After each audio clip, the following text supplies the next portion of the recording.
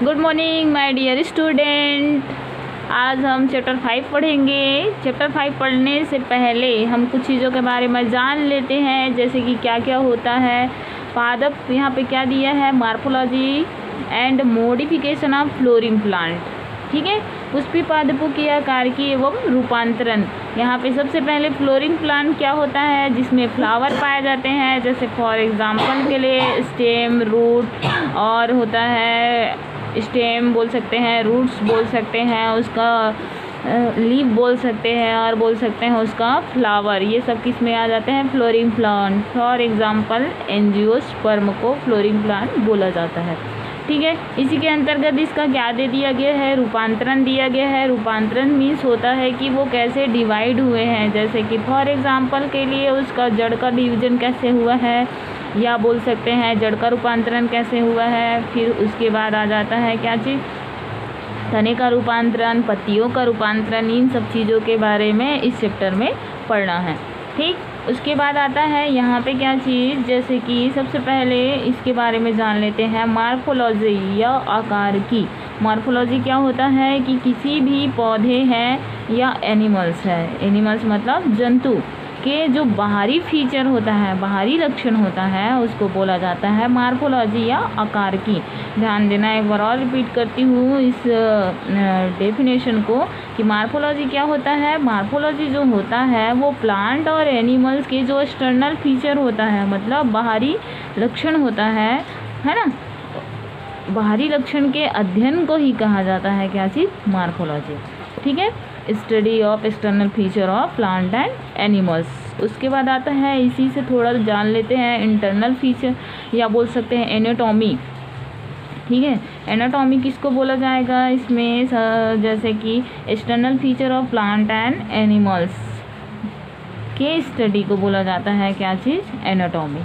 ठीक, यहाँ तक क्लियर हो गया होगा कि एनाटॉमी किसको बोला जाएगा, जो पादप और जंतुओं के जो आंतरिक भाग के जो लक्षण होते हैं या पाए जाते हैं, उसका अध्ययन किसके अंतर्गत किया जाता है, एनाटॉमी के अंतर्गत किया जाता है।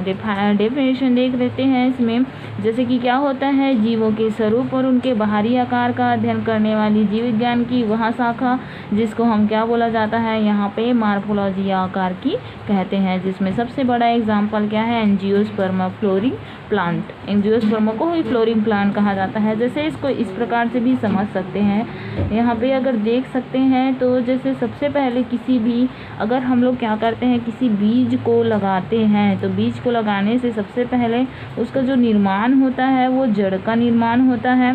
ठीक है, जड़ का निर्माण हुआ, उसके बाद उसके क्या होता है, तने का निर्माण हुआ। जड़ जहाँ से निर्मित होता है उसको बोला जाता है क्या चीज़, रेडिकल बोला जाता है। ठीक है, और जहाँ से तना निर्मित होता है या निर्माण होता है उसको प्लूम्यूल्स बोलते हैं, प्लूम्यूल्स, या बोल सकते हैं प्रांकुर। ठीक, क्लियर। और इसको रेडिकल को बोला जाएगा मूलांकुर। ठीक, क्लियर यहाँ तक कि जब हम क्या करते हैं, किसी भी बीज को जब मिट्टी पे लगा दिया जाता है तो वो क्या होता है कि सबसे पहले उसकी जड़ का निर्माण होता है। तो जड़ वाले भाग को, जड़ जहाँ से निर्मित होता है उसको रेडिकल या मूलांकुर कहते हैं, और जहाँ से क्या होता है, तने का निर्माण होता है या बोल सकते हैं स्टेम का निर्माण होता है, उसको प्रांकुर कहा जाता है। उसी प्रकार इसको आगे देखते हैं तो ये क्या होता है, धीरे धीरे ये क्या होते हैं, पौधे जो होता है वो धीरे धीरे लंबाई में बढ़ते जाते हैं और अपने तने वगैरह का निर्माण करते हैं। इस तरह से ये क्या करेंगे, अपने तने हैं, शाखा है ना, धीरे धीरे इसमें क्या होता है, साइज है, लंबाई, ये सब में क्या होता जाता है, वृद्धि होता जाता है। इस तरह से बना सकते हैं इसको अपने, मैं इसको ऐसे ही बना रही हूँ, तो आप लोग अपने कॉपी में अच्छे से डायग्राम बनाइएगा। ठीक है, इस तरह से फिर इसके यहाँ से ब्रांचेस निकलेंगे। ब्रांच मीन्स होता है क्या चीज़, किसी भी पौधे का शाखा। ठीक है, ये डिवाइड होता जा रहा है, ये तो एक्सटर्नल फीचर है, मतलब बाहरी लक्षण होता है। उसके बाद दूसरी तरह ये तो कौन सा वाला भाग हो गया, ये तने वाला भाग हो गया, तना है ना, तने वाले से ही ब्रांच वगैरह का निर्माण होगा। उसी तरह यदि जड़ वाला का देखेंगे तो इसको हम जो फर्स्ट पहला जो रेडिकल से जिस जड़ का निर्माण होता है उसको हम बोलते हैं प्राइमरी रूट या बोल सकते हैं प्राथमिक जड़ें।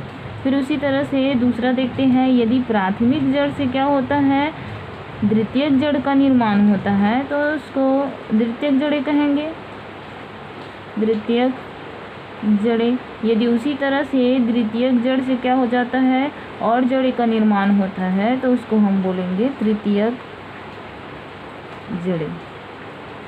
ठीक है, तृतीयक जड़ें कहा जाता है। उसके बाद आ जाते हैं, इसी में क्या होता है, धीरे धीरे ये पत्तियां हैं, तने हैं, ये सब विकसित होते जाते हैं, ब्रांच का निर्माण होता है। तो ब्रांच के निर्माण होने के बाद यहाँ पे जब इसका एक इक्वली कंडीशन आता है या एक टाइम आता है तो ये क्या होता है, इसमें फ्लावर का निर्माण होता है। ठीक है, एक टाइम आता है जब बहुत ज़्यादा विकसित हो जाते हैं या मैच्योर हो जाते हैं या परिपक्व हो जाते हैं, तो उस समय ये क्या होता है, फ्लोरिंग प्लांट होता है, मतलब फ्लावर लगना शुरू हो जाता है। फिर ये फ्लावर से क्या बनता है, धीरे धीरे ये फ्लावर लगेगा, फ्लावर से फल का निर्माण होगा, फल से क्या बनेगा, बीज बनेगा। बीज जो है पूरी तरह से मैच्योर हो जाएगा, मैच्योर होने के बाद वो सूख जाएगा, सूखने के बाद क्या होगा, वो गिर जाएंगे। उसी तरह से ये गिरने के बाद फिर से अगर वो ज़मीन में स्पेशल कंडीशन मिलता है या विशेष परिस्थितियों में वो फिर से क्या होता है, एक नए जो बीज होता है वो नए पौधे का निर्माण कर लेता है। इस तरह से ये सर्कल जो होता है वो कंटिन्यू चलता रहता है। ये तो इसका शॉर्ट फॉर्म था, है ना। अब आगे इसी के बारे में और पढ़ते हैं, क्या दिया है। सबसे पहले इसमें जो पढ़ेंगे, यहाँ तक तो आपको क्लियर आ गया होगा कि पौधे क्या होता है ना, क्या पढ़ सकते हैं इसमें। उसी तरह से इसमें अब और देखते हैं तो ये क्या होगा, जैसे कि यहाँ पे एंजियोस्पर्म क्या होता है, जो फ्लोरिंग प्लांट होता है, जिसको हम और बोल सकते हैं पुष्पी पादप। ठीक है, सबसे पहले इसी को रखा गया है ना। जब इसका क्लासिफिकेशन किया गया था तो पादपों को भी डिवाइड किया गया था। तो वो होता है क्या चीज़, सबसे पहले जो पादप जगत को डिवाइड किया गया है तो क्या होता है, ब्रायोफाइटा है, टेरिडोफाइटा है, जिम्नोस्पर्म और एंजियोस्पर्म। और लास्ट में जो जिसके बारे में पढ़ा जाता है इसी के अंतर्गत, शैवाल को भी इसी के अंतर्गत पढ़ा जाता है। ध्यान रखना, फर्स्ट जो एंजियोस्पर्म को डिवाइड किया, एंजियोस्पर्म बोलती हूँ, क्या बोलते हैं, पादपों को डिवाइड किया गया है तो 5 भागों में डिवाइड किया गया है, ये हमको ध्यान रखना है। तो फर्स्ट ऑफ ऑल होता है इसका क्या चीज़, ब्रायोफाइटा। सेकेंड फॉल जो होता है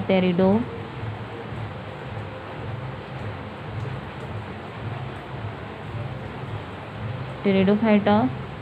थर्ड जो होता है इसका एल्गी बोल सकते हैं, शैवाल। ठीक, फोर्थ जो होता है जिम्नोस्पर्म। और 5 जो होता है वो होता है क्या चीज़, एंजियोस्पर्म। ठीक है, एल्गी का कोई अलग जगत नहीं है, एल्गी को भी पादप जगत के अंतर्गत ही पढ़ा जाता है। अब इसमें आ जाते हैं सबसे ज़्यादा जो फ्लोरिंग प्लांट में जो पढ़ा जाता है वो क्या चीज़ है, यहाँ पे एंजियोस्पर्म है। तो एंजियोस्पर्म के अंतर्गत 2 भागों में डिवाइड किया गया है। एंजियोस्पर्म को मोनोकॉट होता है और डाइकॉट होता है। मोनोकॉट में क्या होता है, जो उसके जो बीज होते हैं कभी भी देखोगे तो एक ही लेयर का मिलकर बना होता है और 2 भागों में डिवाइड नहीं होता है। ठीक है, मोनोकॉट को क्या बोला जाएगा, मोनोकॉट या मोनोकॉटिलिडनस भी बोला जाता है। मोनो मतलब तो एक होता है, सिंपल सा। मोनो मतलब क्या होगा, एक। कॉट मतलब समझ सकते हो कि उसके बीज भी बोल सकते हैं।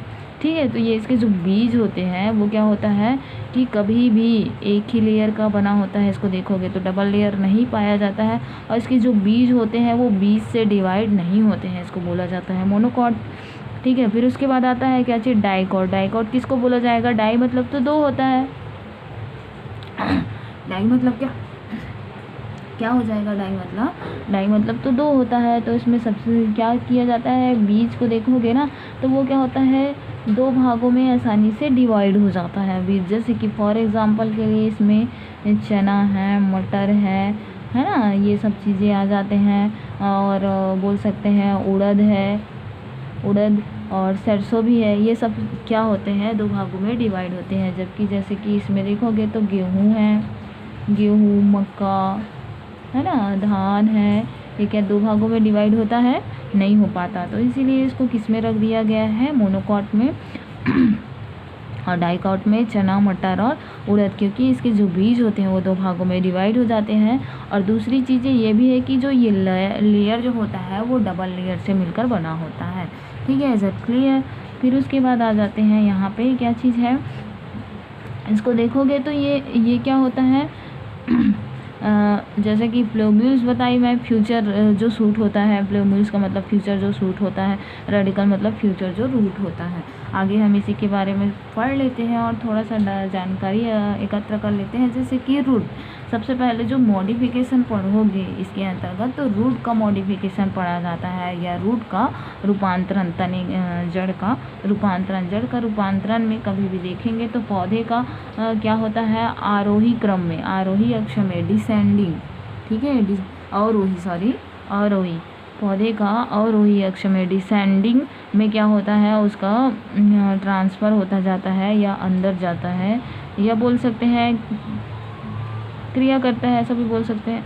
ठीक है, उसके बाद रूट जो आता है, दूसरा जो पॉइंट है इसी का, इसमें कभी भी देखोगे प्रकाश के विपरीत, प्रकाश के विपरीत कैसे बोल सकते हैं, प्रकाश के डायरेक्शन में जड़ कभी भी नहीं जाता है, वो जाता है कौन से डायरेक्शन में, जल के डायरेक्शन में। ठीक है, प्रकाश जो होता है वो कभी भी जड़ जो होता है वो कभी भी प्रकाश के डायरेक्शन में नहीं जाता है, प्रकाश के विपरीत दिशा में जाता है, जल की दिशा में, मीन्स बोल सकते हैं जमीन के अंदर, जिससे गुरुत्वाकर्षण की वृद्धि करता है, गुरुत्वाकर्षण की ओर वृद्धि करता है, जिसको हम क्या बोलते हैं, जड़ कहते हैं।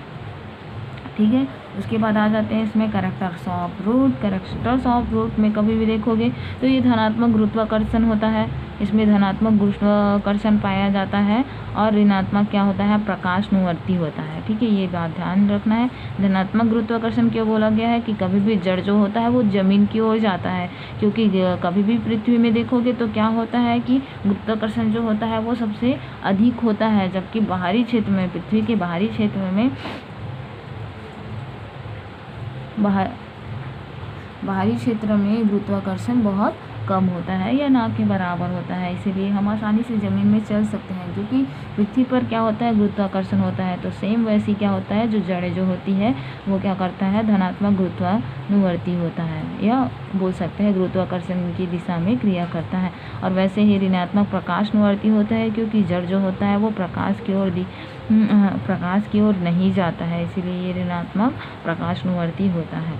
ठीक है, उसी प्रकार आता है इसमें रूट प्रकाश से दूर, है ना, इसमें ध्यान रखना है, रूट जो होता है वो प्रकाश से दूर जल की खोज में भूमि के अंदर अग्रसर होते हैं। मतलब धीरे धीरे जैसे जितना इसको अगर जल दूर जाता जाएगा तो ये जड़ें जो होती है उतने ही अंदर जल की खोज में भूमि के अंदर जाते हैं। ठीक है, पर्णहरित रहित होता है, पर्णहरित नहीं पाया जाता है इसमें।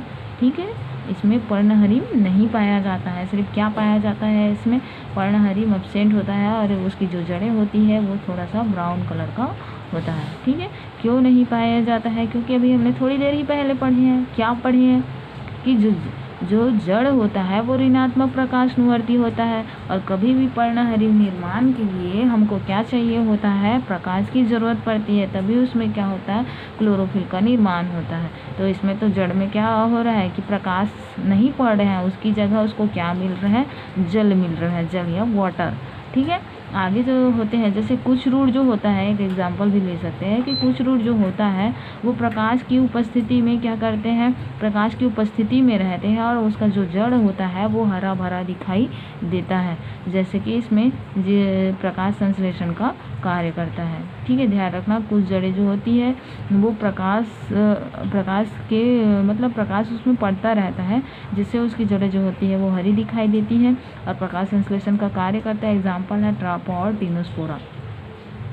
फिर है क्या चीज़ यहाँ पे, शीर्ष भाग के प्रतिरक्षा हेतु जड़ के शीर्ष पर टोपीनुमा रचना होता है, जिसको रूट कप कहते हैं। कभी भी देखोगे तो ऐसा, अगर ये जड़ है ना, ये जा रहा है, तो यहाँ पे क्या पाया जाता है, टोपीनुमा जो संरचना पाया जाता है उसी को बोला जाता है रूट कैप।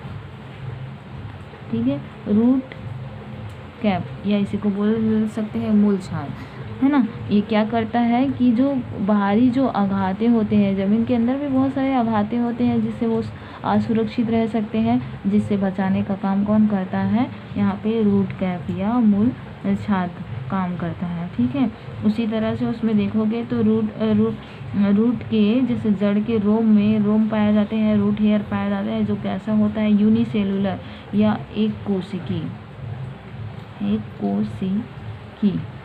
ठीक है, इससे पहले जैसे पूरा जो प्लांट जगत होता है वो क्या होता है, मल्टी सेलुलर होता है। ठीक है, प्लांट जो जगत होता है, पादप जगत जो होता है वो पूरा मल्टी सेलुलर होता है।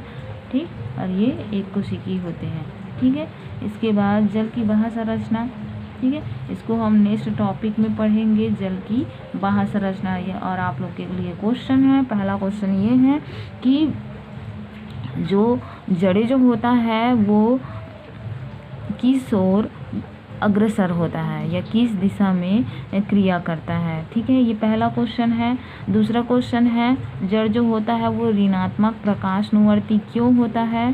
ठीक है, ये दो क्वेश्चन है आप लोग के लिए, जिसको आप सॉल्व करके बताएंगे। पहला क्वेश्चन ये है कि जड़ें जो होता है वो किस ओर अग्रसर होता है, और दूसरा क्वेश्चन है ऋणात्मक प्रकाशनुवर्ती क्यों होता है। ठीक है, इसका जो आंसर है आप ग्रुप में सॉल्व करके डाल देंगे। ठीक है।